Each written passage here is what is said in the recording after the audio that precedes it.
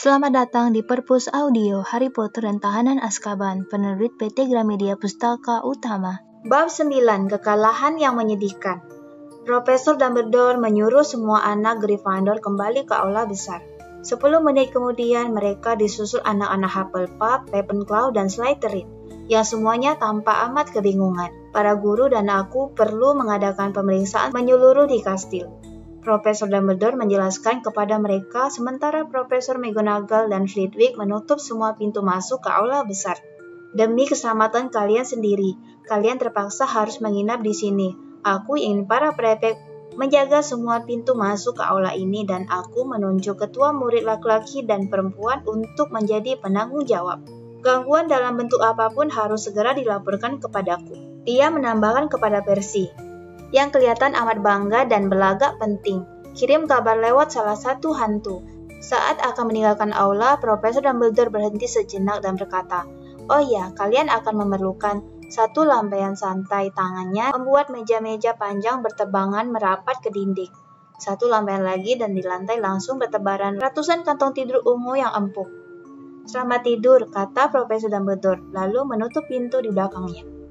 Aula besar langsung berdengung ramai. Anak-anak Gryffindor menceritakan kepada teman-teman dari asrama lainnya apa yang terjadi. "Semua masuk kantung tidur," teriak Percy. Ayo, jangan bicara terus. Lampu padam 10 menit lagi." "Yuk," Ron mengajak Harry dan Hermione. Mereka meraih 3 kantung tidur dan menyeretnya ke sudut. "Apakah menurutmu Black masih di dalam kastil?" Hermione berbisik tegang. "Dumbledore jelas beranggapan begitu," kata Ron. "Untung benar dia memilih malam ini," kata Hermione, ketika mereka masuk ke dalam kantong tidur masih berpakaian lengkap dan bertumpu pada lengan mereka untuk mengobrol. "Pas kita tidak sedang di dalam menara. Kurasa dia tidak tahu hari ini tanggal berapa, karena dalam pelarian," kata Ron. "Tidak sadar hari ini Halloween. Kalau sadar, pasti dia langsung menerobos ke sini." Hermione bergidik. Di sekeliling mereka, anak-anak melontarkan pertanyaan yang sama. Bagaimana dia bisa masuk? "Mungkin dia tahu bagaimana caranya beraparet," kata seorang anak Ravenclaw sekitar semeter dari mereka. "Tahu kan? Menyamar barangkali," kata anak Hufflepuff kelas 5. "Bisa saja dia terbang masuk," dan Dean Thomas menebak. "Astaga, apakah aku satu-satunya anak yang mau membaca sejarah Hogwarts?" tanya Hermione kesal kepada Harry dan Ron. "Mungkin," kata Ron. "Kenapa?" "Karena kastil ini dilindungi tidak hanya oleh tembok, tahu," kata Hermione. "Ada bermacam sihir yang digunakan untuk mencegah orang masuk secara diam-diam. Kau tak bisa begitu saja beraparet masuk ke sini, dan aku mau tahu penyamaran apa yang bisa mengelabui para dementor itu. Mereka menjaga semua pintu masuk ke halaman kastil. Mereka pasti melihatnya kalau Black terbang masuk, dan Phil tahu semua lorong rahasia, jadi pasti dementor menjaganya juga." "Lampu akan dipadamkan sekarang," Percy berteriak. "Semua masuk kantong tidur, jangan bicara lagi." Lilin-lilin serentak padam. Satu-satunya penerangan sekarang berasal dari hantu-hantu keperakan yang berterbangan sambil bicara serius dengan para prefek dan dari langit-langit sihiran yang, seperti halnya langit di luar, bertabur bintang.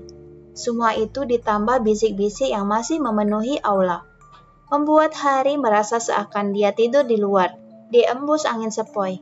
1 jam lagi seorang guru akan muncul di aula untuk mengecek apakah semuanya baik-baik saja. Kira-kira pukul 3 pagi ketika banyak anak akhirnya sudah tertidur, Profesor Dumbledore masuk. Harry melihatnya memandang berkeliling mencari Percy, yang berpatroli di antara kantong-kantong tidur, menegur anak yang masih mengobrol. Percy berada tak jauh dari Harry, Ron, dan Hermione, yang buru-buru berpura-pura tidur ketika langkah-langkah Dumbledore mendekat. "Ada tanda-tanda tentang dia, Profesor?" tanya Percy dalam bisikan. "Tidak, semua oke di sini?" "Semua terkendali, Sir." "Bagus, tak perlu memindahkan mereka sekarang. Aku sudah mendapatkan penjaga sementara untuk lubang lukisan Gryffindor. Kalian sudah bisa pindah lagi ke sana besok." "Dan si Nyonya Gemuk, Sir?" "Bersembunyi di peta Argyleshire, di lantai 2. Rupanya dia menolak mengizinkan Black masuk tanpa kata kunci. Maka Black menyerangnya. Si Nyonya Gemuk masih sangat terpukul. Tapi begitu dia sudah tenang, aku akan meminta Tuan Phil memperbaikinya." Harry mendengar pintu menderit terbuka lagi, lalu langkah-langkah kaki. Kepala sekolah? Ternyata Snape yang datang. Harry tak bergerak, memasang telinga tajam-tajam. Seluruh lantai 3 sudah diperiksa. Dia tidak ada di sana. Dan Phil sudah memeriksa ruang bawah tanah. Di sana juga tidak ada. Bagaimana dengan menara astronomi, ruang Profesor Trelawney, kandang burung hantu? Semua sudah diperiksa. Baiklah, Severus. Aku sudah memperkirakan Black tidak berlama-lama di sini. Apakah Anda punya teori bagaimana cara dia masuk, Profesor? Tanya Snape. Harry mengangkat kepalanya sedikit sekali dari lengannya, agar telinganya yang satu lagi bisa ikut mendengar. Banyak Severus, semuanya sama tak mungkinnya. Harry membuka matanya sedikit dan memandang ke tempat mereka berdiri. Dumbledore memunggunginya, tetapi dia bisa melihat wajah Percy yang penuh perhatian, dan profil Snape yang tampak sangat marah. Anda ingat pembicaraan kita, kepala sekolah, sebelum awal tahun ajaran baru, kata Snape, yang nyaris tak menggerakkan bibirnya, seakan tak mau mengikutkan Percy dalam percakapan ini. Ingat, Severus, kata Dumbledore, dan ada nada memperingatkan dalam suaranya. Rasanya tak mungkin kalau Black berhasil memasuki sekolah ini tanpa bantuan orang dalam. Aku mengemukakan kecemasanku ketika Anda mempekerjakan. Aku tak percaya ada orang di dalam kastil ini yang membantu Black masuk, kata Dumbledore. Dan nadanya jelas menyatakan bahwa topik ini ditutup. Sehingga Snape tidak bicara lagi. Aku harus menemui para Dementor, kata Dumbledore. Aku sudah berjanji akan memberitahu mereka jika pemeriksaan kita sudah selesai. Apakah mereka tidak mau membantu sertanya Percy? Oh, mereka mau, kata Dumbledore dingin. Tetapi tak ada Dementor yang akan melangkahi ambang pintu kastil ini selama aku masih kepala sekolah. Percy tampak agak malu. Dumbledore meninggalkan aula, berjalan cepat tanpa suara. Snape masih berdiri sejenak memandang si kepala sekolah dengan kesal, kemudian dia pergi juga. Harry melirik ke arah Ron dan Hermione. Mata mereka berdua juga terbuka, memantulkan langit-langit yang bertabur bintang. Mereka bicara apa? Tanya Ron tanpa suara. Selama beberapa hari berikutnya, tak ada hal lain yang dibicarakan seluruh sekolah kecuali Sirius Black. Dugaan-dugaan tentang bagaimana dia memasuki kastil semakin lama semakin liar. Hannah Abbott, anak Hufflepuff, melewatkan banyak waktu dalam pelajaran herbologi dengan memberitahu siapa saja yang mau mendengarkan bahwa Black bisa berubah menjadi semak bunga. Kanvas lukisan si Nyonya Gemuk yang compang-camping sudah diturunkan dari dinding dan digantikan oleh lukisan Sir Cadongan dan kuda poninya yang gemuk abu-abu. Tak ada yang senang dengan perubahan ini. Sir Cadongan melewatkan separuh waktunya menantang duel anak-anak dan separuhnya lagi memikirkan kata-kata kunci yang konyol dan rumit.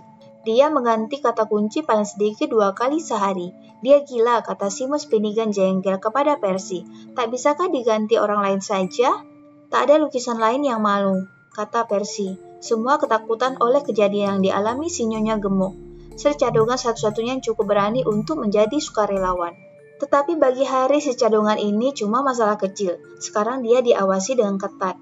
Guru-guru mencari alasan untuk menemaninya berjalan di koridor dan Percy Weasley, yang menurut dugaan Harry melaksanakan perintah ibunya, membuntutinya kemanapun dia pergi. Seperti anjing penjaga besar yang angkuh. Sebagai puncaknya, Profesor McGonagall memanggil Harry ke dalam kantornya. Dengan wajah begitu muram sehingga Harry mengira pasti ada yang baru meninggal. Tak ada gunanya menyembunyikannya darimu lebih lama lagi, Potter, katanya sangat serius. Aku tahu ini akan mengejutkanmu. Tapi Sirius Black, saya tahu dia mencari saya, kata Harry letih. Saya mendengar ayah Ron memberitahu ibunya. Tuan Weasley bekerja di Kementerian Sihir. Profesor McGonagall terperanjat sekali. Dia memandang Harry selama beberapa saat. Kemudian berkata, Nah, kalau begitu Potter, kau akan mengerti kenapa menurutku berbahaya jika kau berlatih Quidditch di malam hari. Di lapangan hanya bersama anggota timmu, sangat riskan, Potter. Hari Sabtu sudah pertandingan pertama kita, kata Harry berang. Saya harus berlatih, Profesor. Profesor McGonagall menimbang-nimbang dengan serius. Harry tahu dia sangat berkepentingan dengan prospek menangan tim Gryffindor. Bahkan dia sendirilah dulu yang menyarankan Harry menjadi Seeker. Harry menunggu, menahan nafas. Profesor McGonagall berdiri dan memandang keluar jendela ke lapangan Quidditch, yang tampak samar-samar di balik tirai hujan. Ya, aku ingin sekali kita menangkan piala akhirnya. Tetapi bagaimanapun juga, Potter, aku akan lebih tenang kalau ada guru yang hadir. Aku akan meminta Madam Hawk mengawasi latihan kalian. Semakin dekat pertandingan pertama Quidditch, cuaca semakin buruk. Tanpa gentar, tim Gryffindor berlatih lebih keras lagi dari sebelumnya di bawah pengawasan Madam Hawk. Kemudian pada latihan terakhir mereka, sebelum pertandingan hari Sabtu, Oliver Wood menyampaikan berita tidak menyenangkan kepada timnya.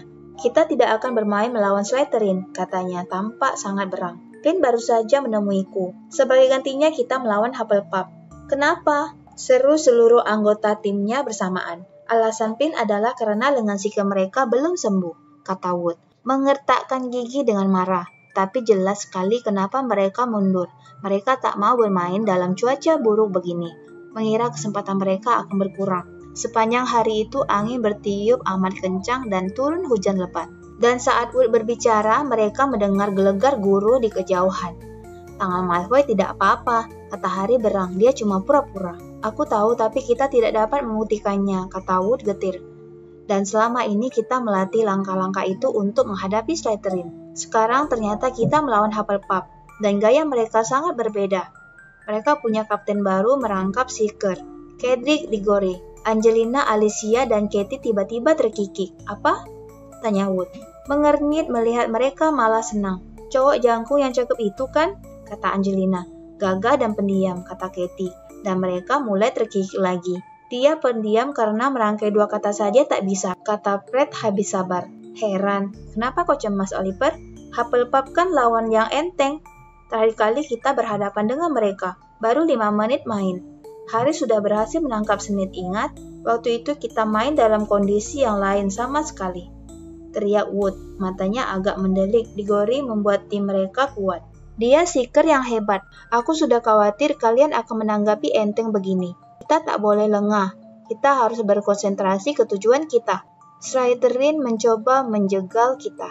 Kita harus menang. Oliver, tenang, kata Fred, agak cemas. Kita tidak memandang enteng Hufflepuff, sama sekali tidak. Hari sebelum pertandingan, angin menderu-deru dan hujan turun semakin lebat. Koridor dan ruang-ruang kelas gelap sekali, sehingga obor-obor dan lentera-lentera tambahan dinyalakan. Tim Slytherin kelihatan sangat puas, apalagi Malfoy. Kalau saja tanganku sudah lebih baik, dia menghela napas, sementara badai menerjang jendela. Harry tak punya tempat lagi dalam kepalanya untuk mencemaskan hal lain kecuali pertandingan hari berikutnya. Oliver Wood bolak-balik bergegas mendatanginya pada waktu pergantian pelajaran dan memberinya saran-saran. Ketiga kalinya ini terjadi, Wood bicara sangat lama, sehingga mendadak Harry sadar dia sudah terlambat 10 menit untuk pelajaran pertahanan terhadap ilmu hitam. Dia langsung berlari ke kelasnya dengan Oliver berteriak-teriak di belakangnya. Diggory bisa berkelit gesit sekali, Harry, jadi cobalah memutarnya. Harry berhenti di depan kelas pertahanan terhadap ilmu hitam, buka pintunya dan bergegas masuk. Maaf, saya terlambat, Profesor Lupin. Tetapi ternyata bukan Profesor Lupin yang mendongak memandangnya dari balik meja guru, melainkan Snape. Pelajaran mulai 10 menit yang lalu, Potter, jadi kurasa angka Gryffindor dikurangi 10. Duduk, tetapi Harry tidak bergerak. Di mana Profesor Lupin, tanyanya. Dia bilang dia sakit, jadi tak bisa mengajar hari ini, kata Snape dengan senyum sangar. Bukankah kau sudah kusuruh duduk? Tetapi Harry tetap berdiri di tempatnya. Sakit apa dia? Mata hitam Snape berkilat. Tidak membahayakan hidup, kata Snape. Sepertinya menyesal penyakit Lupin tidak parah. Potong 5 angka lagi dari Gryffindor. Dan kalau aku harus menyuruhmu duduk sekali lagi, 50 angka. Harry berjalan pelan ke kursinya dan duduk. Snape memandang berkeliling kelas. Seperti yang tadi kukatakan sebelum disela Potter, Profesor Lupin tidak meninggalkan catatan tentang topik apa saja yang sudah kalian pelajari sejauh ini. Maaf, Sir, kami sudah mempelajari Boggart, Redcap, Kappa, dan Grindylow, kata Hermione lancar, dan kami baru akan... Diam, kata Snape dingin. Aku tidak minta informasi. Aku cuma mengomentari cara Profesor Lupin yang tidak pandai mengatur. Dia guru pertahanan terhadap ilmu hitam terbaik yang pernah kami punyai, kata Dean Thomas berani. Dan seluruh kelas bergumam menyetujui. Snape kelihatan lebih galak lagi. Kalian ini gampang puas. Lupin memberi beban kalian terlalu ringan. Redcap dan Grindylow harusnya sudah dikuasai anak-anak kelas 1. Hari ini kita akan membahas. Harry mengawasinya membuka buku-bukunya sampai ke bab terakhir, yang tidak tahu pasti belum dipelajari. Manusia serigala, kata Snape. Tapi, Sir, kata Hermione yang rupanya tak bisa menahan diri. Kami seharusnya belum bahas manusia serigala. Kami baru akan mulai mempelajari Hinkipang, Miss Granger, kata Snape, dengan suara tenang membahayakan. Kukira aku yang mengajar kelas ini, bukan kau. Dan aku menyuruh kalian semua membuka halaman 394. Dia memandang berkeliling lagi. Semuanya, sekarang. Dengan saling lirik jengkel dan menggerutu sebal, anak-anak membuka buku mereka. Siapa di antara kalian yang tahu bagaimana membedakan manusia serigala dari serigala asli? Tanya Snape. Semua duduk bergeming kecuali Hermione, yang tangannya seperti yang sering terjadi mengacung ke atas. Ada yang tahu? Kata Snape. Tidak mengacuhkan Hermione. Senyum sangarnya terpampang lagi. Apa Profesor Lupin belum mengajari kalian perbedaan dasar antara? Kami sudah memberitahu Anda, kata Perpati mendadak. Kami belum sampai ke manusia serigala. Kami masih... Diam! Bentak Snape. Wah. Tak kukira. Aku akan bertemu anak-anak kelas 3 yang bahkan tak bisa mengenali manusia serigala kalau mereka melihatnya. Aku akan memberitahu Profesor Dumbledore, kalian semua ini sangat ketinggalan. Maaf, Sir, kata Hermione, yang tangannya masih mengacung. Manusia serigala berbeda dari serigala asli dalam beberapa hal kecil. Moncong manusia serigala. Wajah Hermione merah padam. Dia menurunkan tangannya dan memandang lantai dengan air mata berlinang. Semua anak memandang Snape dengan marah. Jelas seluruh kelas sangat membenci Snape. Karena mereka semua pernah mengatai Hermione sok tahu paling tidak 1 kali, dan Ron yang menyebut Hermione sok tahu paling tidak 2 kali seminggu, berkata keras. Anda mengajukan pertanyaan dan dia tahu jawabnya. Buat apa bertanya kalau Anda tak mau dijawab? Seluruh kelas langsung tahu Ron sudah kelewatan. Snape perlahan mendekatinya, dan seluruh kelas menahan nafas. Detensi, Weasley, kata Snape licin. Wajahnya sangat dekat dengan wajah Ron. Dan kalau aku sekali lagi mendengarmu mengkritik cara mengajarku, kau akan sangat menyesal. Tak seorang pun bersuara sepanjang sisa pelajaran. Mereka cuma duduk dan membuat catatan tentang manusia serigala dari buku pelajaran. Sementara Snape berjalan hilir mudik di antara kursi-kursi memeriksa pekerjaan yang telah mereka lakukan bersama Profesor Lupin. Penjelasannya sangat parah, itu keliru. Kapal lebih umum ditemukan di Mongolia. Profesor Lupin memberi nilai 8 untuk ini. Kalau aku cuma akan memberi nilai 3. Ketika akhirnya bel berdering, Snape menahan mereka. Kalian harus menulis keterangan untuk diserahkan kepadaku tentang cara-cara mengenali dan membunuh manusia serigala. Minimal 2 gulungan per kamen dan diserahkan paling lambat Senin pagi. Sudah waktunya ada orang yang mengawasi kelas ini. Weasley, kau tinggal. Kita harus mengatur detensimu. Harry dan Hermione meninggalkan kelas bersama teman-teman lainnya. Anak-anak menunggu sampai di luar jangkauan pendengarannya. Lalu menggerutu jengkel. Snape belum pernah bersikap begini terhadap guru pertahanan terhadap ilmu hitam yang lain. Meskipun dia memang menginginkan jabatan ini, Harry berkata kepada Hermione, kenapa dia benci betul pada Lupin? Apa menurutmu ini gara-gara Bogart? Aku tak tahu, kata Hermione termenung-menung. Tapi aku sungguh berharap Profesor Lupin cepat sembuh. Ron bergabung dengan mereka 5 menit kemudian dalam keadaan murka. Kalian tahu tidak aku disuruh apa oleh si... Dia menyebut Snape sesuatu yang membuat Hermione berkata, Ron, itu. Aku harus menggosok baseboard di rumah sakit tanpa sihir. Ron bernapas berat, tangannya terkepal. Kenapa Black tidak bersembunyi di kantor Snape saja? Dia bisa menghabisinya untuk kita. Harry terbangun pagi sekali esok harinya. Hari masih gelap. Sesaat dia mengira deru angin telah membangunkannya. Kemudian dirasakannya angin dingin di teguknya. Dan dia duduk tegak. Pipes si hantu jahil melayang-layang di sebelahnya. Meniup-niup telinganya keras-keras. Ngapain sih kau? Tanya Harry marah. Pipes menggembungkan pipinya, meniup keras-keras dan meluncur mundur keluar kamar. Terkekeh-kekeh. Harry geragapan mengambil bekernya. Baru 4:30. Seraya mengutuk Pipes, Harry berguling dan berusaha tidur lagi. Tetapi sesudah bangun susah sekali mengabaikan gelegar guru, empasan badai tembok kastil, dan derak pepohonan di kejauhan di hutan terlarang. Beberapa jam lagi dia akan berada di lapangan Quidditch, berjuang melawan badai itu. Akhirnya Harry menyerah, dia bangun, berpakaian mengambil Nimbus 2000-nya, dan berjalan diam-diam meninggalkan kamar. Ketika Harry membuka pintu, ada yang melewati kakinya. Dia membungkuk dan berhasil menangkap ujung ekor Crookshank yang berbulu lebat dan menariknya keluar. Tahu tidak, kurasa pendapat Ron tentangmu benar, kata Harry kepada Crookshanks dengan curiga. Ada banyak tikus di sekitar tempat ini. Sana buru mereka, ayo.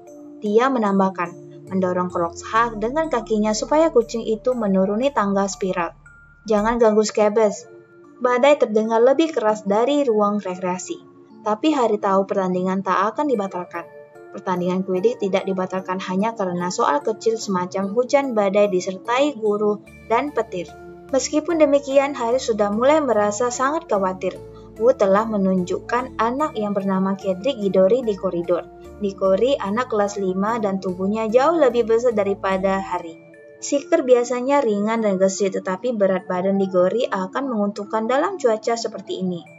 Karena dengan demikian sedikit kemungkinannya dia akan diterbangkan keluar jalur. Harry melewatkan waktu menunggu datangnya subuh di depan perapian. Sekali-sekali bangkit untuk menghalangi Crookshanks menyelinap naik ke kamar anak laki-laki. Akhirnya Harry memperhitungkan sudah waktunya sarapan. Maka dia keluar lewat lubang lukisan sendirian. Bangkit dan berperanglah, teriak Sir Cadongan. Oh, tutup mulut, Harry menguap. Kantuknya sedikit berkurang setelah dia makan semangkuk besar bubur. Dan pada saat dia makan roti panggang, sisa anggota tim lainnya telah bermunculan. Pertandingan hari ini akan berat, kata Wood yang tidak makan apa-apa. Berhentilah cemas Oliver, kata Alicia menghibur. Kami tak keberatan. Sedikit kehujanan. Tapi jelas tidak hanya sedikit kehujanan, begitu populernya Quidditch, sehingga seluruh sekolah muncul untuk menontonnya. Seperti biasa, tetapi mereka berlarian menyeberang padang rumput menuju ke lapangan Quidditch. Kepala-kepala tertunduk menahan terpaan angin kencang. Payung-payung terlepas diterbangkan angin dari tangan mereka. Tepat sebelum masuk ke kamar ganti, Harry melihat Malfoy, Grape, dan Quirrell yang sedang berjalan menuju lapangan Quidditch, tertawa-tawa dan menunjuk-nunjuknya dari bawah payung raksasa. Tim Gryffindor memakai jubah merah tua, seragam merah, dan menunggu pidato sebelum pertandingan Wood yang biasa. Tetapi ternyata tak ada. Wood mencoba bicara beberapa kali, menghasilkan bunyi seperti berdegup. Kemudian menggeleng putus asa, dan memberi isyarat agar anggota timnya mengikutinya. Angin begitu kencang sehingga mereka terhuyung miring saat berjalan ke lapangan. Jika penonton bersorak, mereka tak bisa mendengarnya karena tertelan gelegar guru. Hujan membasahi kacamata Harry. Bagaimana dia bisa melihat Snape dalam keadaan begini? Tim Hufflepuff menyongsong dari sisi yang berlawanan. Memakai jubah kuning kenari, kedua kapten saling mendekat dan berjabat tangan. Diggory tersenyum kepada Wood, tapi rahang Wood seakan terkunci, dan dia cuma mengangguk. Harry melihat Madam Hawk mengucapkan perintahnya. Naik ke sabuk kalian. Harry menarik kaki kanannya dari lumpur dengan bunyi berkecipak karena becek dan mengayunkannya ke atas Nimbus 2000-nya. Madam Hawk mendekatkan peluit ke mulutnya dan meniupnya. Bunyinya nyaring seakan dari kejauhan pertandingan dimulai. Harry meluncur naik dengan cepat, tetapi Nimbusnya sedikit terombang-ambing tertiup angin. Sebisa mungkin dia memeganginya agar mantap, lalu menyipitkan mata mencari-cari Snape. Dalam waktu 5 menit Harry sudah basah kuyup kedinginan. Nyaris tak bisa melihat teman-teman setimnya, apalagi Snape yang kecil mungil. Dia terbang bolak-balik di atas lapangan melewati sosok-sosok samar merah dan kuning. Sama sekali tak tahu apa yang sedang terjadi. Dia tak bisa mendengar komentar karena kalah oleh deru angin. Para penonton tersembunyi di bawah samudra mantel dan payung-payung. 2 kali Harry nyaris dijungkirkan oleh Bludger. Pandangannya sangat dikabulkan oleh hujan yang menimpa kacamatanya, sehingga dia tidak bisa melihat Bludger itu datang. Dia juga tak bisa memperkirakan waktu. Makin lama, makin susah menjaga sapunya agar tetap lurus. Langit semakin gelap, seakan malam telah memutuskan untuk tiba lebih awal. 2 kali Harry nyaris menabrak pemain lain, tanpa mengetahui apakah dia teman atau lawan. Semuanya sekarang sudah basah kuyup dan hujan luar biasa lebat. Dia tak bisa mengenali teman-temannya. Ketika petir menyambar untuk pertama kalinya, terdengar peluit Madam Hawk. Harry cuma bisa melihat sosok Wood dalam hujan lebat, memberi isyarat agar dia mendarat. Seluruh anggota tim mendarat berkecipak di lumpur. Aku minta time out. Wood berseru kepada timnya, ayo ke bawah sini. Mereka berkerumun rapat di tepi lapangan di bawah payung besar. Harry mencopot kacamatanya dan cepat-cepat menggosokkannya ke jubahnya. Berapa skornya?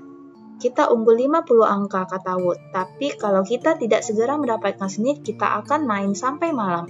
Aku tak punya kesempatan karena pakai ini, kata Harry putus asa seraya melambaikan kacamatanya.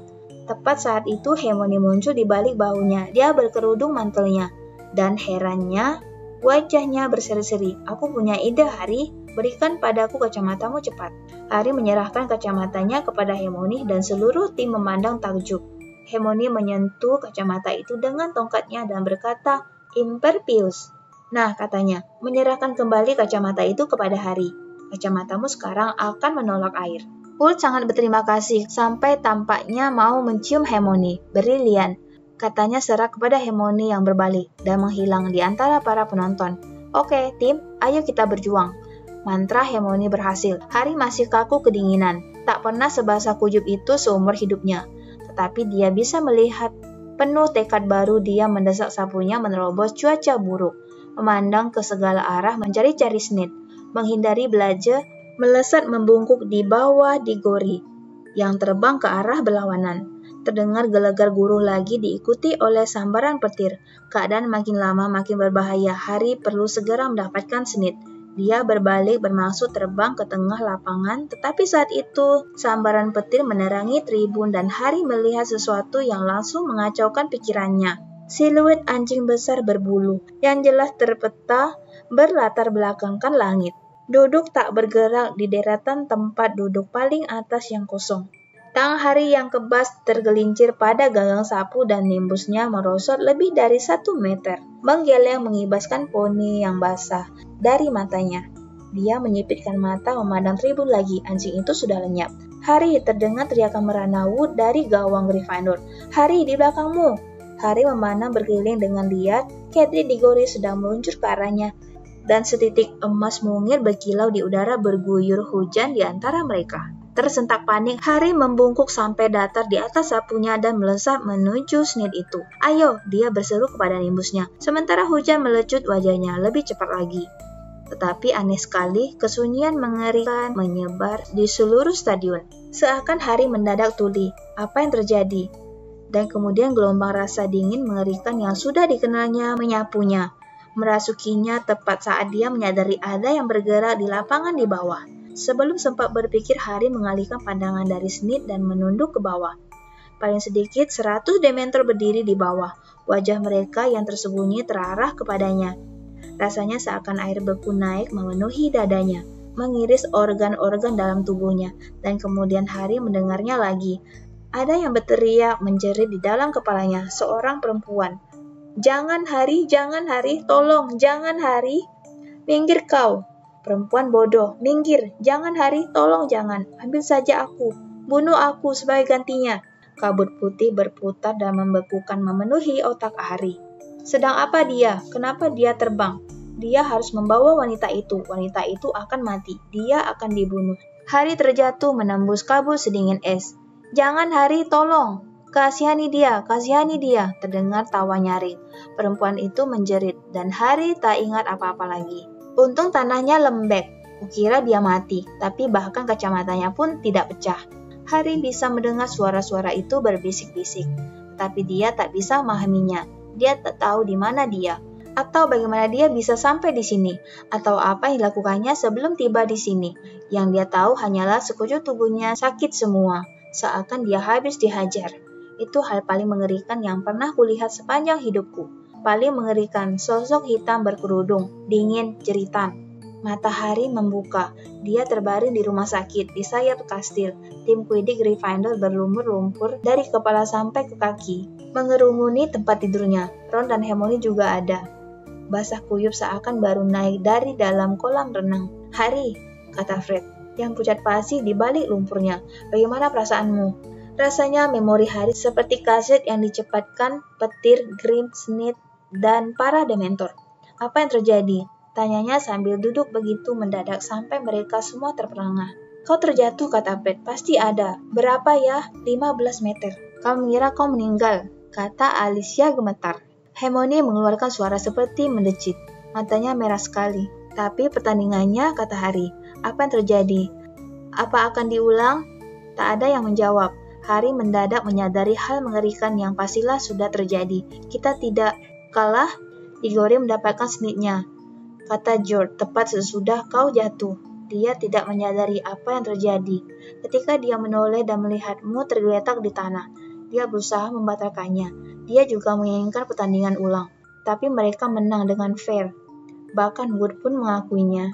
Di mana Wood? Tanya Harry yang tiba-tiba sadar Wood tak ada. Masih mandi, kata Fred. Kami rasa dia mencoba menenggelamkan diri. Harry membenamkan wajah di lututnya, tangannya mencengkeram rambutnya. Fred memegang bahunya dan mengguncangnya kasar. Sudahlah Harry, tak apa-apa. Kau akan selalu berhasil menangkap Snitch sebelumnya. Pasti ada satu saat kau tidak berhasil menangkapnya, kata George. Pertandingan belum usai, kata Fred. Kita kalah 100 angka, betul?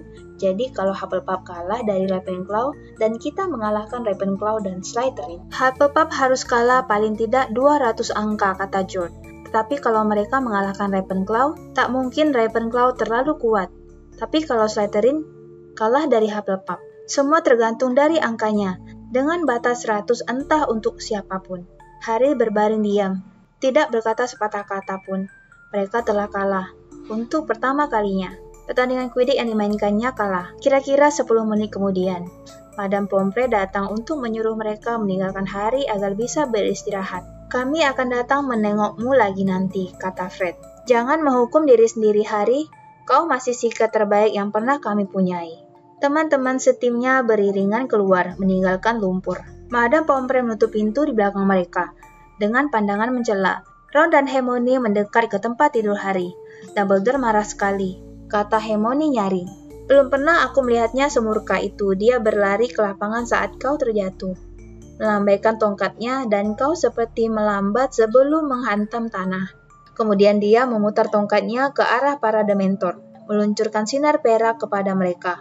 Mereka langsung meninggalkan stadium. Dumbledore gusar sekali. Mereka datang ke lapangan, kami mendengarnya. Kemudian secara sihir dia mengangkatmu ke atas tandu, kata Ron, dan berjalan balik ke sekolah. Dengan kau melayang di atas tandu, semua mengira kau sudah... Suaranya menghilang, tapi Harry nyaris tak menyadarinya. Dia sedang memikirkan pengaruh Dementor terhadap dirinya, tentang suara yang menjerit. Dia mendongak dan melihat Ron dan Hermione memandangnya dengan amat cemas, sehingga dia cepat-cepat mencari sesuatu yang bisa untuk diucapkan. Apa ada yang menyimpan nimbusku? Ron dan Hermione langsung saling pandang. Kenapa? Tanya Harry, memandang mereka bergantian. Ya, waktu kau jatuh, sapumu diterbangkan angin, kata Hermione ragu-ragu, dan sapumu itu menabrak... Harry, dia menabrak dedalu perkasa. Hati Harry mencelos. Dedadu perkasa adalah pohon sangat galak yang berdiri sendirian di tengah halaman. Dan, tanyanya, takut mendengar jawabannya. Kau tahu bagaimana si dedalu perkasa? Kata Ron. Pohon itu tidak suka ditabrak. Profesor Flitwick mengambilnya sebelum kau sadar, kata Hermione dengan suara sangat pelan. Perlahan Hermione meraih tas di kakinya, menjungkirnya dan mengeluarkan kira-kira selusin serpihan kayu dan ranting ke atas tempat tidur. Hanya itulah yang tersisa dari sapu Harry yang setia, yang akhirnya terkalahkan. Bab 10. Peta Perampok. Madame Pomfrey bersikeras Harry tinggal di rumah sakit selama akhir minggu itu. Harry tidak membantah maupun mengeluh, tetapi dia tidak mengizinkan Madame Pomfrey membuang serpihan sisa Nimbus 2000-nya. Harry tahu sikapnya itu bodoh, tahu bahwa Nimbusnya tak mungkin direparasi, tetapi dia tak tega. Dia merasa seakan kehilangan seorang teman terbaiknya. Pengunjung tak henti-hentinya datang, semua ingin menghiburnya. Hagrid mengiriminya sikat bunga Erwigi yang berbentuk seperti kol kuning dan Ginny Weasley, dengan wajah merah padam, datang membawa kartu ucapan semoga lekas sembuh buatannya sendiri. Kartu itu bernyanyi nyaring. Kalau tidak ditindih Harry dengan mangkuk buah-buahannya, tim Gryffindor menengoknya lagi pada hari Minggu pagi. Kali ini disertai Wood, yang memberitahu Harry dengan suara hampa tak bersemangat, bahwa dia sama sekali tidak menyalahkannya. Ron dan Hermione hanya menyediakan sisi tempat tidur Harry di malam hari. Tetapi apapun yang dikatakan atau dilakukan teman-temannya tak bisa membuat Harry merasa lebih baik, karena mereka hanya tahu separuh dari apa yang menyusahkannya. Dia belum memberitahu siapapun tentang Grim, bahkan Hermione dan Ron pun tidak. Karena dia tahu Ron akan panik dan Hermione akan mencemooh. Kenyataannya Grim itu telah menampakkan diri 2 kali. Dan kemunculannya dua-duanya diikuti oleh kecelakaan nyaris fatal. Yang pertama, dia nyaris tergilas oleh bas kesatria. Yang kedua, dia terjatuh dari sapunya dari ketinggian 15 meter. Apakah si Grim akan terus menghantuinya sampai dia betul-betul mati? Apakah dia akan menghabiskan sisa hidupnya menoleh-noleh terus, melihat kalau-kalau ada binatang itu? Lalu masih ada lagi Dementor. Harry merasa mual dan dipermalukan setiap kali teringat pada Dementor. Semua orang mengatakan Dementor mengerikan, tapi tak ada yang pingsan setiap kali mereka berada di dekatnya. Tak ada yang mendengar gaung suara orang tua mereka yang akan meninggal di dalam kepala mereka. Karena sekarang Harry tahu suara siapa yang berteriak itu. Dia sudah mendengar kata-katanya, mendengarnya lagi berkali-kali di rumah sakit di malam hari. Saat dia berbaring terjaga, memandangnya cahaya bulan di langit-langit. Ketika para Dementor mendekatinya, dia mendengar saat-saat terakhir ibunya, usahanya untuk melindunginya dari Lord Voldemort. Dan tawa Voldemort sebelum dia membunuh ibunya. Harry tertidur, tidurnya gelisah. Di sela mimpi-mimpi penuh tangan basah membusuk dan ratapan penuh ketakutan. Harry tersentak terbangun dan kembali memikirkan suara ibunya. Sungguh melegakan kembali pada kebisingan dan hiruk-pikuk sekolah pada hari Seninnya. Harry mau tak mau memikirkan hal-hal lain, walaupun dia terpaksa menerima ejekan Draco Malfoy. Malfoy senang sekali Gryffindor kalah. Dia akhirnya membuka bebannya dan merayakan kesembuhannya dengan menirukan cara Harry terjatuh dari sapunya dengan amat bersemangat. Malfoy melewatkan banyak waktu dalam pelajaran ramuan berikutnya dengan berpura-pura jadi Dementor dari seberang ruangan. Ron akhirnya tak tahan lagi, dia melemparkan hati buaya yang besar dan licin ke arah Malfoy, tepat mengenai mukanya, menyebabkan Snape mengurangi 50 angka dari Gryffindor. Kalau Snape mengajar pertahanan terhadap ilmu hitam lagi, aku tidak akan masuk karena sakit, kata Ron. Ketika mereka menuju kelas Lupin sesudah makan siang, cek dulu siapa di dalam Hermione. Hermione mengintip dari pintu. Oke. Profesor Lupin sudah mengajar lagi. Kelihatannya memang dia baru sakit. Jubah usahanya tampak gedombrongan, dan ada lingkaran-lingkaran hitam di bawah matanya. Meskipun demikian, dia tersenyum kepada murid-muridnya ketika mereka duduk dan langsung ramah berkeluh kesah sikap Snape selama Lupin sakit. Sungguh tidak adil, dia kan cuma guru pengganti, kenapa dia memberi PR? Kami sama sekali tidak tahu menau tentang manusia serigala. 2 gulung per kamen. Apakah kalian memberitahu Profesor Snape kita belum mempelajarinya? Lupin bertanya, dahinya mengernyit. Celoteh ramai terdengar lagi. Ya, tapi dia bilang kami ketinggalan. Dia tak mau dengar. 2 gulung per kamen. Profesor Lupin tersenyum melihat kemarahan di wajah semua muridnya. Jangan khawatir, aku akan bicara dengan Profesor Snape. Kalian tidak perlu membuat karangan itu, ya? Ya, kata Hermione kecewa. Aku sudah selesai mengerjakannya. Pelajaran berlangsung amat menyenangkan. Profesor Lupin membawa kotak kaca berisi Hinky Pang, makhluk berkaki 1 yang kelihatannya terbuat dari kepulan asap. Tampaknya rapuh dan tak berbahaya. Memikat pengelana ke tanah berlumpur, kata Profesor Lupin. Sementara mereka mencatat. Kalian perhatikan, lentera yang tergantung di tangannya, berayun naik turun di depan. Orang-orang akan mengikuti cahayanya. Kemudian, si Hinky Pang mengeluarkan bunyi decap mengerikan pada dinding kacanya. Ketika bel berdering, anak-anak mengumpulkan barang-barang mereka dan berjalan ke pintu, termasuk Harry. Tetapi, tunggu Harry, panggil Lupin. Aku mau bicara denganmu. Harry masuk dan mengawasi Profesor Lupin menyelubungi kotak kacanya dengan kain. Aku sudah dengar tentang pertandingan itu, kata Lupin. Berbalik ke mejanya dan memasukkan buku-buku ke dalam tasnya. Dan aku ikut sedih mendengar tentang sapumu. Ada kemungkinan dibetulkan? Tidak, kata Harry. Pohon itu menghajarnya sampai hancur berkeping-keping. Lupin menghela napas. Mereka menanam dedalu perkasa itu pada tahun yang sama dengan kedatanganku di Hogwarts. Anak-anak dulu membuat permainan, mencoba mendekat sampai bisa menyentuh batangnya. Pada akhirnya, seorang anak laki-laki bernama D.P. Gedeon nyaris kehilangan sebelah matanya dan kami dilarang dekat-dekat pohon itu. Tak ada sapu yang bisa bertahan melawannya. Apakah Anda mendengar tentang Dementor juga? Ya, aku dengar. Kurasa tak ada seorang pun yang di antara kita yang pernah melihat Profesor Dumbledore semarah itu. Para Dementor itu sudah beberapa waktu resah. Marah karena Dumbledore tidak mengizinkan mereka masuk ke halaman kastil. Kurasa karena mereka lah kau sampai terjatuh. Ya, kata Harry. Dia ragu-ragu.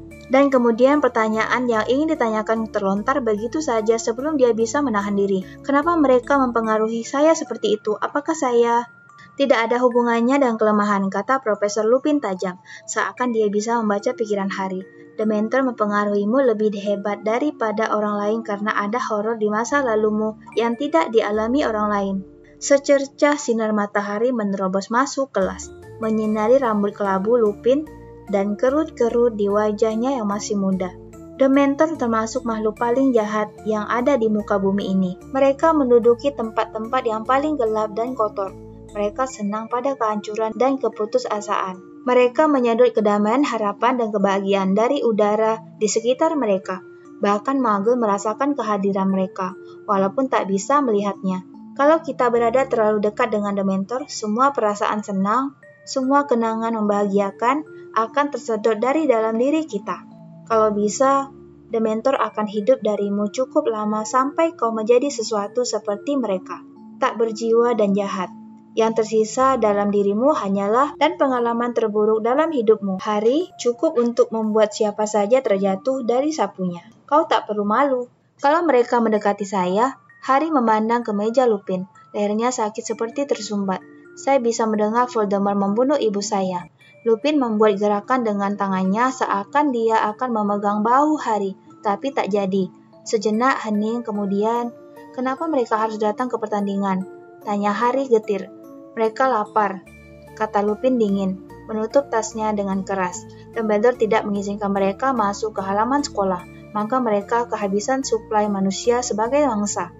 Kurasa mereka tak bisa menahan diri melihat begitu banyak orang di lapangan Quidditch. Semua kegairahan itu, emosi yang tinggi, bagi mereka itu berarti pesta pora.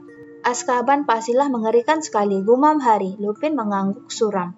Benteng itu berada di sebuah pulau kecil, jauh di tengah samudra, tetapi mereka tidak memerlukan tembok dan air untuk menahan para tawanannya.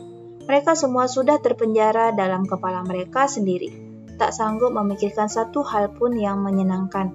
Sebagian besar dari mereka menjadi gila hanya dalam waktu beberapa minggu. Tetapi Sirius Black berhasil lolos dari mereka, kata Harry pelan. Dia berhasil kabur. Tas Lupin merosot dari meja. Dia harus membungkuk cepat-cepat untuk menangkapnya. Ya, katanya seraya tegak kembali. Black pastilah menemukan cara untuk melawan mereka, walaupun menurutku itu tak mungkin. Dementor kabarnya menyodot kekuatan penyihir sampai habis jika penyihir itu ditinggalkan terlalu lama bersama mereka. Anda membuat Dementor di kereta api itu mundur, kata Harry tiba-tiba. Ada beberapa pertahanan yang bisa digunakan, kata Lupin, tetapi hanya ada satu Dementor di kereta api. Semakin banyak mereka, semakin susah dilawan. Pertahanan apa saja? Kata Harry segera. Bisakah Anda mengajari saya? Aku tidak pura-pura menjadi ahli melawan Dementor, Harry, sebaliknya malah. Tapi kalau Dementor itu datang ke pertandingan Quidditch lagi, saya perlu pertahanan untuk bisa melawannya. Lupin memandang wajah Harry yang penuh tekad. Ragu-ragu sejenak, kemudian berkata, ya, baiklah. Aku akan mencoba membantumu, tetapi harus tunggu sampai semester yang akan datang, kurasa. Banyak yang harus kuselesaikan sebelum liburan. Aku memilih waktu yang sangat tidak menguntungkan untuk sakit. Adanya janji pelajaran anti-Dementor dari Lupin, pemikiran bahwa dia mungkin tak perlu lagi mendengar saat-saat kematian ibunya, dan kenyataan bahwa Ravenclaw menggilas Hufflepuff dalam pertandingan Quidditch pada akhir November. Membuat perasaan Harry jauh lebih senang. Gryffindor akhirnya tidak tersisih dari ajang pertandingan. Walaupun mereka tak boleh kalah lagi dalam pertandingan. Wood kembali dikuasai energi gilanya dan melatih timnya dengan sama keras dan ketatnya di bawah siraman hujan yang dingin menusuk tulang yang berlangsung sampai Desember. Harry tak melihat tanda-tanda adanya Dementor di sekolah. Kemarahan Dumbledore tampaknya membuat mereka tetap berada di tempat jaga mereka di jalan-jalan masuk di halaman sekolah. 2 minggu sebelum semester berakhir, langit mendadak terang menyilaukan dan tanah berlumpur pada suatu pagi sudah berselimut salju berkilau. Di dalam kastil suasana Natal sudah terasa. Profesor Flitwick, guru jimat dan guna-guna, sudah mendekorasi ruang kelasnya dengan lampu kelap-kelip yang ternyata peri-peri betulan yang berterbangan. Anak-anak semua senang merencanakan liburan mereka. Baik Ron maupun Hermione sudah memutuskan untuk tinggal di Hogwarts. Meskipun Ron mengatakan dia tinggal karena tak tahan melewatkan 2 minggu bersama Percy. Dan Hermione bersikeras dia perlu menggunakan perpustakaan. Harry tak bisa dibohongi, mereka tinggal untuk menemaninya, dan Harry sangat berterima kasih. Betapa senangnya semua anak kecuali Harry ketika ternyata akan ada kunjungan ke Hogsmeade lagi pada akhir pekan terakhir semester. Kita bisa belanja semua keperluan Natal di sana, kata Hermione. Mam dan Dad pasti suka benang gigi rasa mint yang dijual di Honeydukes. Menerima kenyataan bahwa dia akan menjadi satu-satunya anak kelas 3 yang tidak ikut lagi. Harry memimpin buku sapu yang mana dari Wood dan memutuskan untuk melewatkan hari dengan membaca tentang berbagai merek sapu. Selama latihan, Harry menaiki salah satu sapu sekolah, bintang jatuh yang sudah tua, yang terbangnya sangat lambat dan menyentak-nyentak. Jelas dia perlu punya sapu baru sendiri. Pada hari kunjungan ke Hogsmeade, Sabtu pagi, Harry mengucapkan selamat jalan kepada Ron dan Hermione yang terbungkus mantel dan shawl. Kemudian berbalik menaiki tangga pualam sendirian.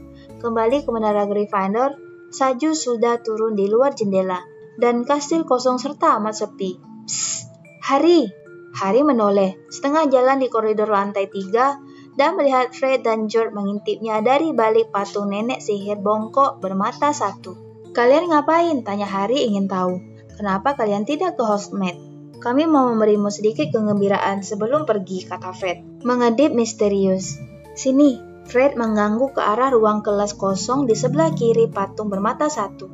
Harry mengikuti Fred dan George masuk ke kelas itu. George menutup pintunya pelan-pelan, kemudian berbalik, berseri-seri memandang Harry.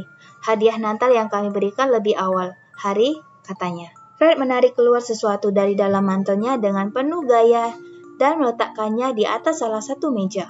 Sehelai perkamen besar persegi yang sudah sangat lusuh tanpa tulisan apapun. Harry curiga pada Fred dan George yang suka mempermainkan orang memandang perkamen itu. Apa itu? Ini Harry adalah rahasia kesuksesan kami, kata George mengelus perkamen itu dengan sayang.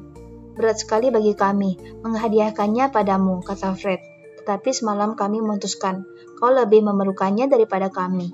Lagi pula, kami sudah hafal isinya, kata George. Kami wariskan kepadamu, kami sudah tidak membutuhkannya lagi. Dan apa gunanya untukku sepotong perkamen tua ini? Tanya Harry. Sepotong perkamen tua, kata Fred, memejamkan mata sambil menyeringai seakan Harry sangat menghinanya. Jelaskan, George. Begini, waktu kami kelas 1, Harry masih kecil, tak ada yang dipikirkan, dan lugu. Ya, lebih lugu daripada sekarang. Kami mendapat kesulitan dengan Phil. Kami meledakkan bom kotoran binatang di koridor. Dan entah kenapa itu membuatnya marah. Jadi kami digiring ke kantornya, dan dia mengancam kami dengan bermacam hukuman. Dan kami mau tak mau melihat salah satu laci di salah satu lemari lacinya yang diberi label barang sitaan dan sangat berbahaya. Pasti seru, kata Harry, mulai tersenyum. Ya, bagaimana lagi, kata Fred. George mengalihkan perhatiannya dengan meledakkan bom kotoran binatang lagi, sedang aku menarik terbuka laci itu dan kusambar ini. Tidak separah kedengarannya kok, kata George. Kami rasa Phil tidak pernah tahu cara menggunakannya, tapi mungkin dia sudah curiga perkamen apa ini. Kalau tidak, tentu tidak disitanya. Dan kalian tahu bagaimana menggunakannya? Oh iya, kata Fred menyeringai. Barang berharga ini mengajari kami jauh lebih banyak daripada semua guru di sekolah ini. Kalian membual, kata Harry, memandang perkamen usang itu. Tidak percaya, kata George. Dia mengeluarkan tongkatnya, menyentuh pelan perkamen itu dan berkata, aku bersumpah dengan sepenuh hati bahwa aku orang tak berguna. Dan mendadak garis-garis tipis tinta menyebar seperti jaring laba-laba dari titik yang disentuh tongkat George. Garis-garis itu saling bergabung, bersilangan, menebar ke semua sudut perkamen. Kemudian huruf-huruf bermunculan di bagian atas. Huruf-huruf hijau besar meliuk-liuk yang berbunyi, penyetor bantuan untuk para pembuat keonaran sihir dengan bangga mempersembahkan peta perampok. Sungguh aneh nama Mers atau tuan-tuan itu, karena Muni bisa berarti bulan purnama, sedangkan ketiga nama lainnya masing-masing berarti ekor cacing, goblin, dan cabang tanduk rusa. Petanya sendiri menunjukkan detail kastil Hogwarts dan halamannya. Tapi yang paling menakjubkan adalah titik-titik kecil tinta yang bergerak-gerak di peta itu, masing-masing dengan label nama yang ditulis dengan huruf-huruf super kecil. Harry yang keheranan menunduk untuk membacanya. Titik di sudut kiri atas menunjukkan bahwa Profesor Dumbledore sedang berjalan hilir mudik di dalam kantornya. Kucing si penjaga sekolah, Nyonya Norris sedang berkeliling mencari mangsa di lantai 2. Dan Piper, si hantu jahit, sedang melayang-layang naik turun di sekitar ruang piala. Dan ketika matahari menyusuri koridor-koridor yang sudah dikenalinya, dia melihat sesuatu yang lain. Peta ini menunjukkan beberapa lorong yang belum pernah dimasukinya. Dan banyak di antara lorong itu rupanya menuju langsung ke Hogsmeade. Kata Fred menyusuri salah satu di antaranya dengan jarinya. Semua ada 7, Phil sudah tahu tentang yang 4 ini. Dia menunjuk ke 4-nya. Tapi kami yakin hanya kamilah yang tahu tentang ini. Jangan pedulikan yang di belakang cermin di lantai 4 ini. Kami menggunakannya sampai musim dingin tahun lalu. Tetapi kemudian runtuh terblokir total. Dan kami duga tak pernah ada yang menggunakan yang ini. Karena dedalu perkasa ditanam persis di depan jalan masuknya. Tapi yang satu ini langsung menuju gudang bawah tanah Honeydukes. Kami sudah sering kali menggunakannya. Dan seperti kau perhatikan, jalan masuknya tepat di depan kelas ini. Melewati punuk si nenek bermata satu, Moni, Wormtail, Padfoot, dan Frog. George menghela napas, mengelus nama-nama di bagian atas peta. Kami sungguh berutang budi kepada mereka, orang-orang yang mulia. Bekerja tak kenal lelah untuk membantu generasi baru pelanggar peraturan, kata Fred sungguh-sungguh. Betul, kata George tegas. Jangan lupa menghapusnya sesudah kau menggunakannya. Kalau lupa nanti semua orang bisa membacanya, kata Fred memperingatkan. Sentuh saja lagi dan bilang, keonaran sudah terlaksana, dan petanya akan kosong lagi. Jadi hari kecil, kata Fred yang menirukan Percy dengan persis sekali. Jangan nakal. Sampai ketemu di Honeydukes, kata George sambil mengedip. Si kembar meninggalkan ruangan, keduanya menyengir puas. Harry berdiri memandang peta menakjubkan itu. Dia melihat titik kecil Nyonya Norris berbalik ke kiri dan berhenti untuk mengendur sesuatu di lantai. Jika Phil benar-benar tak tahu, dia sama sekali tak perlu melewati Dementor. Meskipun demikian, sementara berdiri di sana, Harry teringat sesuatu yang pernah didengarnya, diucap Tuan Weasley. Jangan pernah mempercayai sesuatu yang bisa berpikir sendiri kalau kau bisa melihat di mana otaknya. Peta ini salah satu benda sihir berbahaya seperti yang diperingatkan Tuan Weasley. Bantuan untuk para pembuat keonaran sihir, tetapi Harry berdalih. Dia cuma ingin menggunakannya untuk bisa ke Hogsmeade. Dia kan tidak ingin mencuri sesuatu atau menyerang orang. Lagi pula Fred dan George sudah menggunakannya selama bertahun-tahun tanpa terjadi sesuatu yang mengerikan. Harry menelusuri lorong rahasia yang menuju ke Honeydukes dengan jarinya. Kemudian mendadak saja seakan mematuhi perintah, dia menggulung peta itu, menyelipkannya ke dalam jubahnya, dan berjalan ke pintu kelas. Dia membukanya beberapa senti, tak ada orang di luar. Dengan sangat hati-hati Harry berjingkat keluar dan menyelinap ke balik patung nenek sihir bermata satu. Apa yang harus dilakukannya? Dikeluarkannya kembali petanya dan betapa herannya dia ketika melihat ada sosok tinta baru yang muncul, berlabel Harry Potter. Sosok itu berdiri tepat di tempat Harry berdiri, kira-kira di pertengahan koridor lantai 3. Harry mengawasinya dengan teliti. Tubuh tinta kecilnya tampak sedang mengetuk-ngetuk si nenek sihir dengan tongkatnya yang kecil sekali. Harry cepat-cepat mengeluarkan tongkatnya yang sesungguhnya dan mengetukkannya pada si patung. Tak terjadi apa-apa, kembali Harry melihat petanya. Telah muncul tulisan dalam lingkaran kecil seperti dalam komik. Tulisan itu berbunyi Dissendium. Dissendium, bisik Harry. Mengetuk si nenek sihir lagi, punuk si patung langsung membuka. Cukup lebar untuk dilewati orang yang kurus. Harry mengerling kedua ujung lorong, kemudian menyimpan kembali petanya, masuk ke dalam lubang. Kepala lebih dulu dan mendorong dirinya maju. Dia meluncur turun pada sesuatu yang rasanya seperti luncuran batu. Lalu mendarat di tanah yang dingin dan lembab. Harry bangkit memandang berkeliling. Gelap gulita. Dia mengangkat tongkatnya, menggumamkan, Lumos. dan melihat dia berada di lorong tanah yang sangat sempit dan rendah. Harry mengangkat petanya, mengetuknya dengan ujung tongkatnya dan bergumam. Keonaran sudah terlaksana. Gambar peta itu langsung hilang. Harry melipat perkamennya dengan hati-hati, menyelipkannya ke dalam jubahnya. Kemudian, dengan jantung berdegup kencang saking bergairah bercampur takut, dia berjalan maju. Lorong itu berkelok-kelok dan menikung, seperti liang kelinci raksasa. Harry bergegas, beberapa kali terhuyung karena jalan yang tidak rata. Seraya memegangi tongkatnya di depan.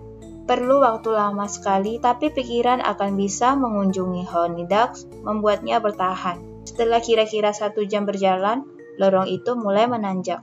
Terengah, Harry bergegas, wajahnya panas, kakinya sangat dingin. 10 menit kemudian, dia tiba di kaki tangga batu tua menjulang di hadapannya. Puncaknya tak kelihatan. Berhati-hati agar tak membuat suara, Harry mulai menaikinya. 100 anak tangga, 200, dia sudah tak menghitung lagi ketika terus naik. Hanya mengawasi kakinya. Kemudian mendadak kepalanya membentur sesuatu yang keras. Rupanya pintu tingkap. Harry menggosok-gosok puncak kepalanya sambil mendengarkan. Dia tak bisa mendengar suara apapun dari atasnya. Dengan sangat perlahan dia mendorong pintu tingkap itu sampai terbuka dan mengintip dari tepinya. Dia berada di gudang bawah tanah yang penuh peti dan kotak-kotak kayu. Harry memanjat keluar dari pintu tingkap dan menutupnya kembali. Pintu itu menyatu sempurna dengan lantai yang berdebu, sehingga tak mungkin orang tahu ada pintu tingkap di sana. Harry berjingkat pelan ke tangga kayu yang menuju ke atas. Sekarang dia bisa mendengar suara-suara, juga denting bel dan bunyi pintu membuka dan menutup. Saat sedang berpikir apa yang sebaiknya dia lakukan, mendadak dia mendengar pintu terbuka tak jauh darinya. Ada yang akan turun. Dan ambil sekotak siput jeli ya, ini sudah hampir habis. Terdengar suara seorang wanita. Sepasang kaki menuruni tangga, Harry melompat ke balik peti yang sangat besar dan menunggu sampai langkah-langkah kaki itu lewat. Didengarnya pria itu menggeser-geser kotak-kotak di dinding di seberangnya. Belum tentu ada kesempatan sebaik ini lagi. Cepat dan tanpa suara. Harry menyelinap dari tempat persembunyiannya dan menaiki tangga. Ketika menoleh, dia melihat punggung amat besar dan kepala botak berkilat terbenam dalam kotak. Harry tiba di pintu puncak tangga. Menyelinap masuk dan ternyata sudah berada di balik konter Honeydukes. Dia menunduk, merayap, minggir, kemudian menegakkan diri lagi. Honeydukes penuh sesak dengan murid-murid Hogwarts, sehingga tak ada yang menoleh 2 kali memandang Harry. Dia menyelip-nyelip di antara mereka, memandang berkeliling, dan menahan tawa ketika membayangkan bagaimana ekspresi yang akan menebar di wajah Dudley jika dia bisa melihat di mana Harry sekarang. Ada berak-rak permen yang menggiurkan yang tak mungkin bisa dibayangkan. Potongan-potongan krim nougat, permen kelapa merah muda bening, toffee besar-besar berwarna madu, beratus-ratus jenis coklat yang berderet rapi. Ada juga tong besar berisi kacang segala rasa, dan tong lain berisi kumbang berdesing. Permen melayang yang pernah disebut-sebut Ron. Di dinding lainnya ada permen-permen special effect. Permen karet tiup double yang akan memenuhi ruangan dengan gelembung-gelembung biru yang menolak meletus selama beberapa hari. Benang gigi segar rasa mint yang licin, merica setan yang kecil-kecil hitam, membuatmu bernapas api, tikus es dengan gigimu bergemeletup dan mencicit, peppermint kodok yaitu permen pedas berbentuk kodok, betul-betul melompat-lompat di dalam perutmu, permen pena bulu yang rapuh, dan permen yang meledak. Harry menyelip di antara gerombolan anak kelas 6 dan melihat papan yang tergantung di sudut toko paling jauh. Rasa-rasa aneh. Ron dan Hermione berdiri di bawahnya, memandang senampan lollipop rasa darah. Harry menyelinap ke belakang mereka. Ih, tidak, Harry tak akan mau. Permen itu untuk vampir kurasa, kata Hermione. Bagaimana kalau ini, ujar Ron, mengulurkan stopes kerumunan kecoa ke bawah hidung Hermione. Jelas tidak mau, kata Harry. Nyaris saja stopes itu jatuh dari tangan Ron. Harry, jerit Hermione. Apa yang kau lakukan di sini? Bagaimana kau? Wow, kata Ron, kelihatan kagum sekali. Kau sudah bisa beraparet. Tentu saja tidak, kata Harry. Dia merendahkan suaranya, agar tak seorang pun anak kelas 6 bisa mendengarnya. dan bercerita tentang peta perampok kepada kedua sahabatnya. Bisa-bisanya Fred dan George tidak pernah memberikannya kepadaku, kata Ron berang. Aku kan adik mereka. Tapi Harry tidak akan menyimpan peta itu, kata Hermione. Seakan ide ini menggelikan. Dia akan menyerahkannya kepada Profesor McGonagall. Iya kan, Harry? Tidak, kata Harry. Kau gila, kata Ron. Mendelik kepada Hermione, menyerahkan benda sehebat itu. Kalau kuserahkan, aku harus mengatakan dari mana aku mendapatkannya. Phil akan tahu Fred dan George mencurinya. Tetapi bagaimana dengan Sirius Black? Desis Hermione. Dia bisa saja menggunakan salah satu lorong dalam peta itu untuk masuki kastil.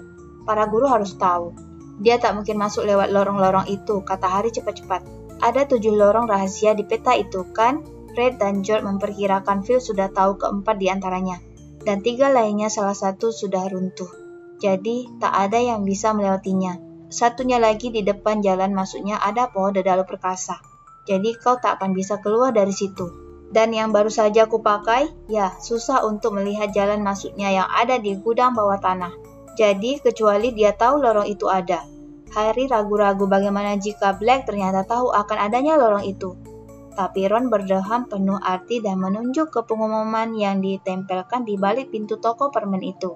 Atas perintah Kementerian Sihir, para pelanggan diingatkan bahwa sampai ada pengumuman berikutnya, Dementor akan berpatroli di jalan-jalan di Hogsmeade setiap malam setelah matahari terbenam. Tindakan ini diambil untuk keamanan penduduk Hogsmeade dan akan dicabut setelah Sirius Black berhasil ditangkap. Karena itu dianjurkan agar Anda menyelesaikan belanja Anda jauh sebelum malam tiba. Selamat Hari Natal. Paham? Kata Ron pelan. Aku mau lihat Black mencoba memasuki Honeydukes dengan Dementor berkeliaran di seluruh desa. Lagi pula Hermione, pemilik Honeydukes akan dengar kalau tokonya dimasuki orang. Mereka kan tinggal di atas toko. Ya, tapi Hermione tampak berusaha keras mencari alasan lain. Harry seharusnya tetap saja tak boleh ke Hogsmeade. Dia tak punya formulir izinnya kalau sampai ketahuan. Dia akan mendapat kesulitan besar, dan sekarang belum malam. Bagaimana kalau Sirius Black muncul hari ini sekarang? Dia pasti kesulitan mencari Harry dalam cuaca begini, kata Ron. Mengangguk ke arah jendela bersekat kotak-kotak ke arah salju tebal yang berpusaran di luar. Ayolah Hermione, Natal kan sebentar lagi. Boleh dong Harry mendapat selingan? Hermione menggigit bibirnya, kelihatan cemas sekali. Apa kau akan melaporkan aku? Harry bertanya kepadanya sambil nyengir. Oh, tentu saja tidak. Tapi Harry, sudah lihat kumbang berdesing, Harry, kata Ron, menariknya ke tong permen itu. Dan siput jeli, dan cuka meletup. Fred memberiku sebutir cuka meletup waktu aku berusia 7 tahun, membuat lidahku berlubang. Aku masih ingat Mam menghajarnya dengan sapunya. Ron menerawang menatap kotak cuka meletup. Mau tidak ya? Fred makan kerumunan kecoa kalau aku bilang itu kacang? Setelah Ron dan Hermione membayar semua coklat dan permen yang mereka beli, mereka bertiga meninggalkan Honeydukes dan menerobos badai salju di luar. Hogsmeade tampak seperti gambar di kartu Natal.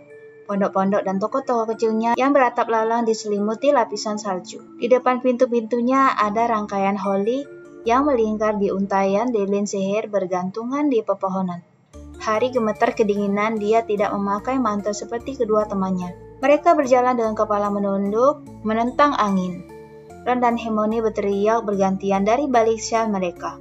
Itu kantor pos. Zonko di sana itu. Zonko di sana itu. Kita bisa pergi ke Shrieking Shack.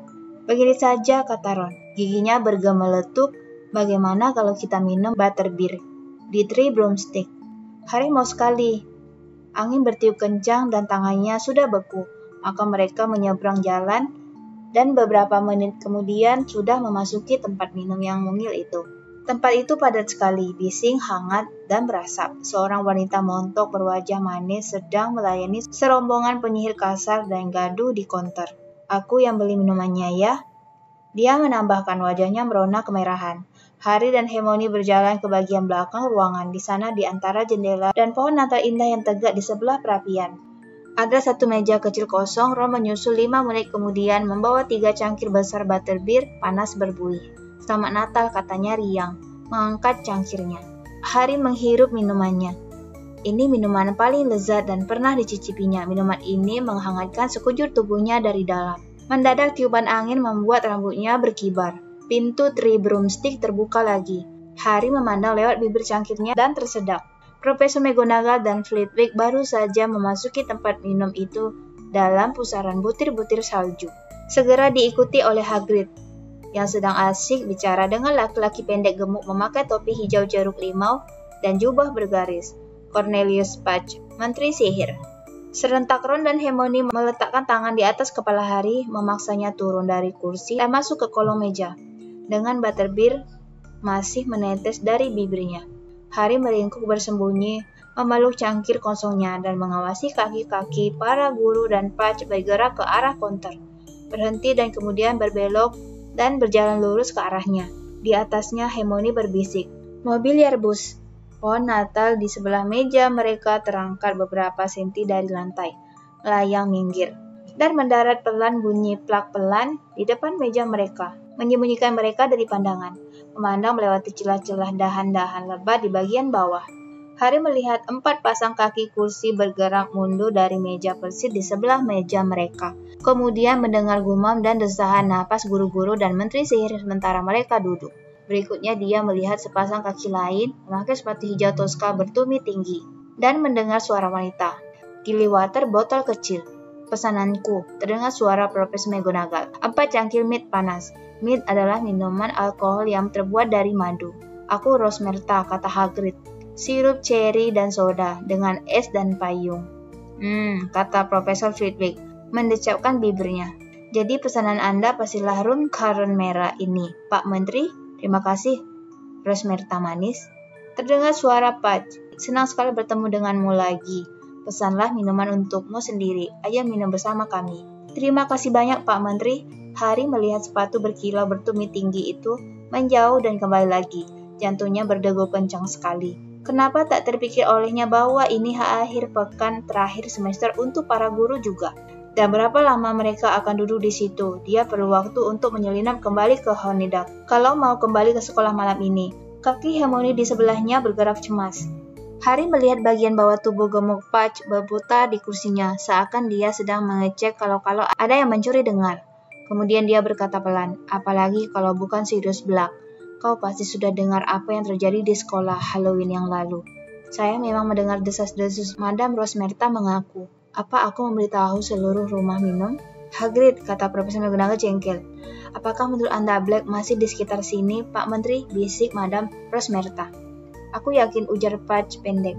"Tahukah Anda, para Dementor sudah menggeledah tempat minum saya ini 2 kali, kata Madame Rosmerta, dengan nada agak kesal. "Membuat semua pelanggan saya ketakutan.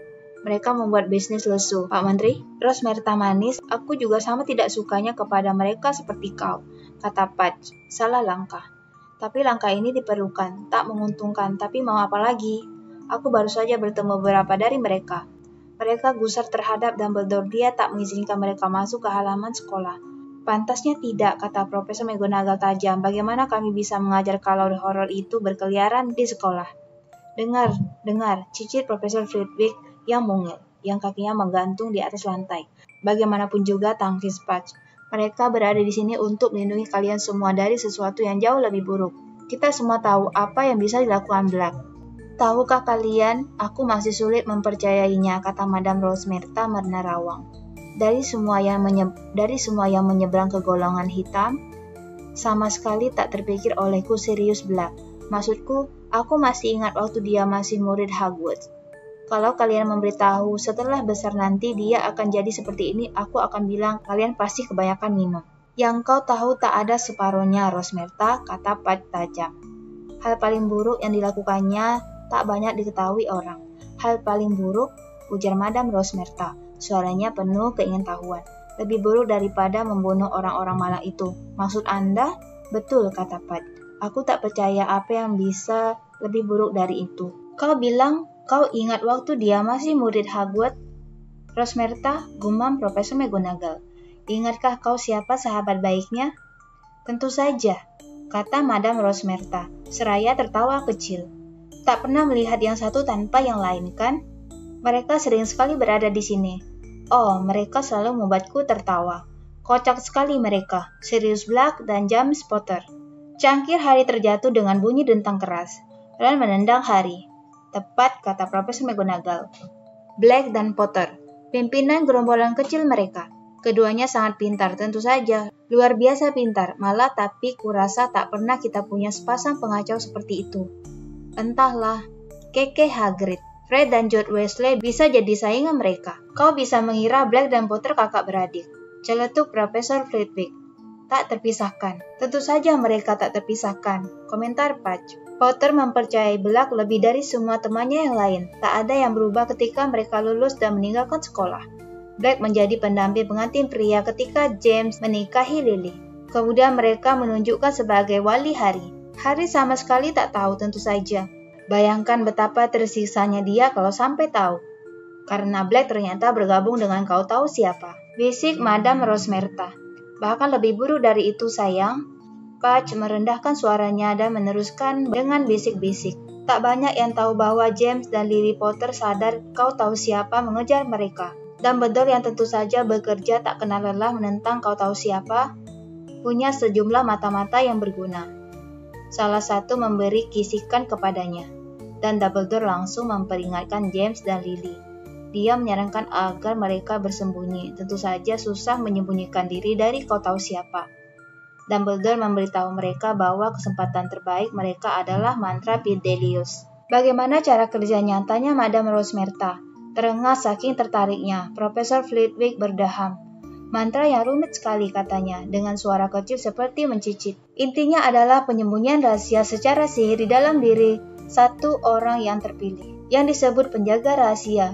Informasi keberadaan Lily dan James tersembunyi dalam diri si penjaga rahasia ini. Karena itu mereka tak mungkin ditemukan kecuali si penjaga rahasia sendiri yang membocorkannya. Selama si penjaga rahasia menolak bicara, kau tahu siapa boleh saja mencari selama bertahun-tahun di seluruh pelosok desa tempat Lily dan James tinggal. Dia tak bakal menemukan mereka. Bahkan kalaupun hidungnya sudah menempel di jendela ruang duduk mereka. Jadi Blacklah si penjaga rahasia keluarga Potter, bisik Madame Rosmerta. Tentu saja, kata Profesor McGonagall. James Potter memberitahu Dumbledore bahwa Black lebih memilih mati daripada membocorkan di mana mereka. Bahwa Black sendiri merencanakan bersembunyi. Meskipun demikian, Dumbledore tetap saja cemas. Aku ingat dia sendiri menawarkan diri sebagai penjaga rahasia keluarga Potter. Dia mencurigai Black. Madame Rosmerta kaget. Dia yakin ada orang dekat keluarga Potter yang selalu memberikan informasi kepada kau tahu siapa tentang gerak-gerik mereka. Kata Profesor McGonagall suram. Memang. Selama beberapa waktu dia sudah curiga ada orang dari pihak kami yang telah menjadi pengkhianat dan menyampaikan banyak informasi kepada kau tahu siapa. Tetapi James Potter bersikeras menggunakan Black. Betul, kata Fudge berat. Dan kemudian baru seminggu mantra Fidelius diterapkan, Black mengkhianati mereka. Madame Rosmerta menahan napas. Betul, Black sudah bosan akan perannya sebagai agen ganda. Dia siap mendeklarasikan secara terbuka dukungannya terhadap kau tahu siapa. Dan rupanya dia sudah merencanakan ini sebagai alat kematian keluarga Potter. Tetapi, seperti kita tahu semua, kau tahu siapa menerima kejatuhannya ketika berhadapan dengan Harry Potter kecil. Kekuatannya lenyap, tubuhnya sangat lemah, dia menghilang. Dan ini membuat posisi Black sangat terjepit. Tuannya jatuh pada saat dia, Black, menunjukkan identitasnya yang sebenarnya sebagai pengkhianat. Dia tak punya pilihan lain kecuali kabur. Pengkhianat busuk, kata Hagrid. Begitu keras sehingga separuh penghujung tempat minum itu langsung diam. Shh, kata Profesor McGonagall. Aku ketemu dia, geram Hagrid. Aku pasti orang terakhir yang lihat dia sebelum dia bunuh semua orang itu. Akulah yang selamatkan Harry dari rumah Lily dan James setelah mereka dibunuh. Bahwa dia keluar dari reruntuhan, anak malang, dengan luka besar di dahinya. Dan orang tuanya mati. Dan Sirius Black muncul dengan motor terbang yang bisa dinaikinya. Tak pernah terpikir olehku apa yang dia lakukan di sana. Aku tak tahu dia penjaga rahasia Lily dan James Potter. Kukira dia baru saja dengar berita tentang serangan kau tahu siapa dan datang untuk lihat apa yang bisa dilakukannya. Pucat dan gemetar. Dia dan kalian tahu apa yang kulakukan. Aku menghibur pengkhianat pembunuh itu. Hagrid mengerung. Hagrid, tegur Profesor McGonagall, tolong pelankan suaramu. Mana aku tahu dia sedih bukan karena Lily dan James. Kau tahu siapalah yang dicemaskannya. Dan kemudian dia bilang, berikan Harry padaku, Hagrid, aku walinya. Aku akan merawatnya. Tetapi aku sudah terima perintah Dumbledore. Dan aku bilang pada Black tidak. Dumbledore bilang Harry harus dibawa ke rumah bibi dan pamannya. Black menentang, tapi akhirnya menyerah. Dia suruh aku pakai motornya untuk antar Harry ke sana. Aku tak memerlukannya lagi, katanya. Harusnya aku tahu ada yang tak beres waktu itu. Dia cinta sekali motornya itu. Kenapa dia berikan padaku? Kenapa dia tidak perlukan motor itu lagi? Kenyataannya motor itu terlalu gampang dilacak. Dumbledore tahu dia penjaga rahasia keluarga Potter. Black tahu dia harus kabur malam itu juga. Tahu cuma tinggal hitungan jam saja sebelum Pak Menteri mengejarnya. Tapi bagaimana kalau aku berikan Harry padanya? Berani taruhan.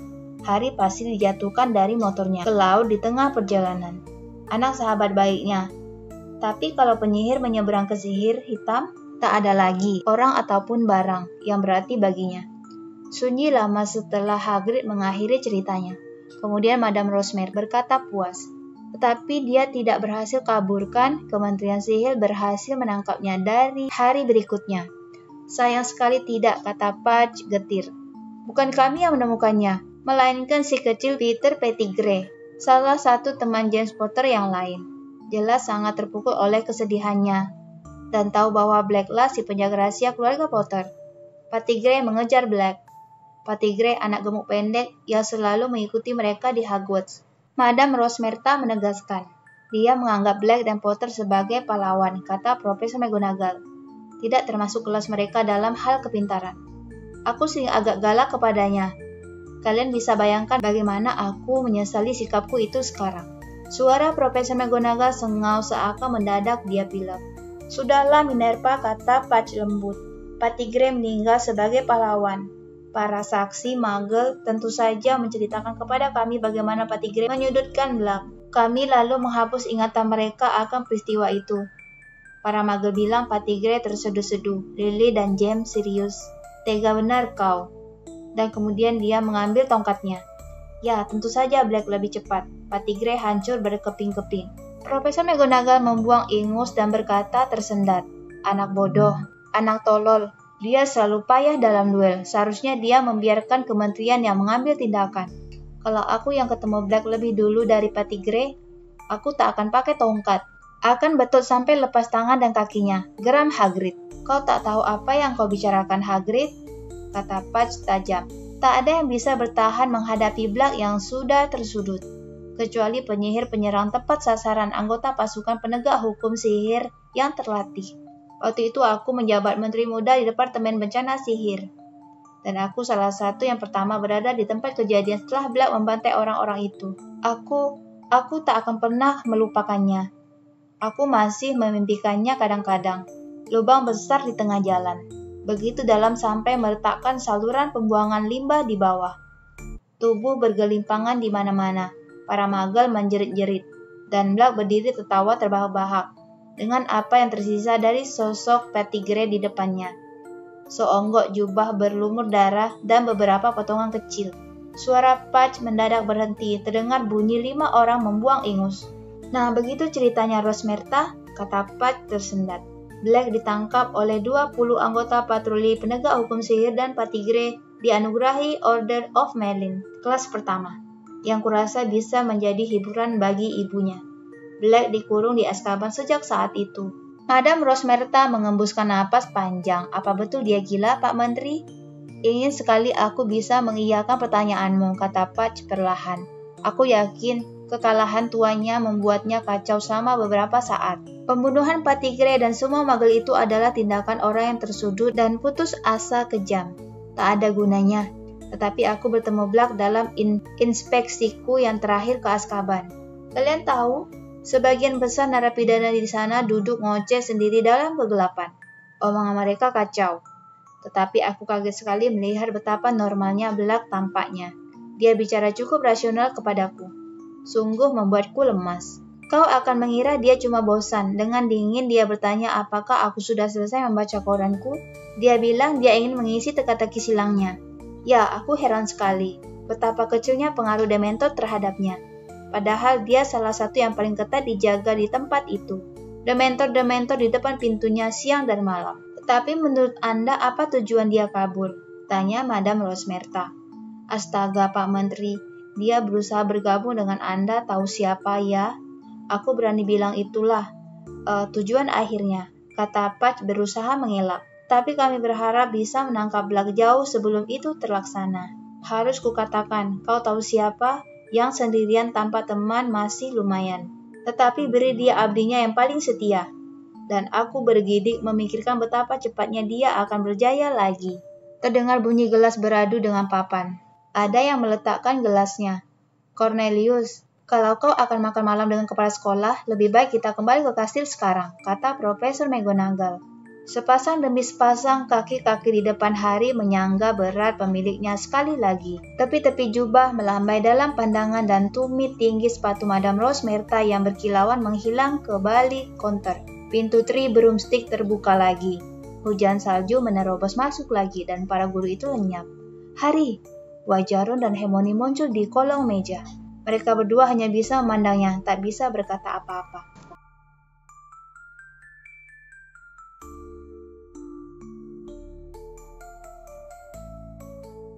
Terima kasih sudah mengunjungi channel Audio Perpus. Berikan saran dan komen dan kamu juga bisa request buku cerita apa yang ingin aku bacakan. Sampai jumpa di Audio Perpus selanjutnya. Bye-bye.